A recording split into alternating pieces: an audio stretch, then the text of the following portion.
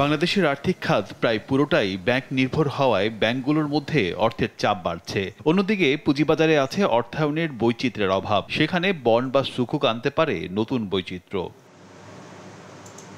সোমবার সকালে রাজধানীর নিকুঞ্জে বন্ড ও সুকুক মার্কেট নিয়ে ডিএসসির আয়োজিত সেমিনারে বক্তারা বলেন, সুকুক নিয়ে বাজারে রয়েছে সচেতনতার অভাব। এখন পর্যন্ত মাত্র 6টি সুকুক বাজারে এলেও বিনিয়োগকারীদের আগ্রহ ছিল কম। শর্ট টার্ম লোন দেব, আমরা এমপ্লয়ি ব্যাংকিং করব, আমরা ট্রেড ফ্যাসিলিটেশন করব। লং টার্ম লোন ব্যাংকগুলো কি করে দেয়? মার্কেটকে এটাকে অ্যাকসেপ্ট করবার মতো যথেষ্ট পরিমাণ ডেভেলপ করতে হবে।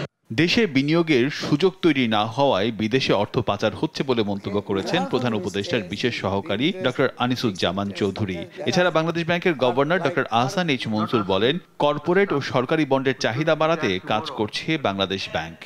কর্পোরেট বন্ড মার্কেট নিয়ে আমরা কাজ করছি। Bangladesh bank and security exchange commission আমরা একটা রিপোর্ট তৈরি করেছি, খুব শীঘ্রই সেটা আমরা সরকারের কাছে পেশ করতে যাচ্ছি।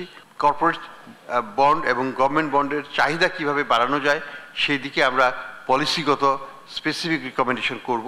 এ সময় অর্থ উপদেষ্টা বলেন, সুকুক বন্ড বেসরকারি হওয়া উচিত, তাহলে বিনিয়োগ আসবে। প্রাইভেট সেক্টর ইনভেস্টমেন্টের জন্য ব্যাংকের উপর ডিপেন্ড করলে চলবে না, আমাদের যেতে হবে the capital market and some instrument সুকুক অ্যান্ড আদার স্পেশাল ইনস্ট্রুমেন্ট। এটা না গেলে কিন্তু আমরা যে প্রাইভেট সেক্টরে যারা এখন আছে, আমি দেখছি অনেকে ডিমান্ড করছে ব্যাংক থেকে টাকা দেন, আরও ক্যাশ ইনসেন্টিভ দেন, আরও ট্যাক্স কমিয়ে দেন। ট্যাক্স সমাধান হলে এমন হতে অনেকে আমরা তো বেতন ভাতেও পাবো না। পুঁজিবাজারকে নিয়মিত আয়ের উৎস ভাবা বিনিয়োগকারীদের ভুল সিদ্ধান্ত বলে মন্তব্য করে অর্থ উপদেষ্টা বলেন, বিনিয়োগ হতে হবে দীর্ঘমেয়াদী।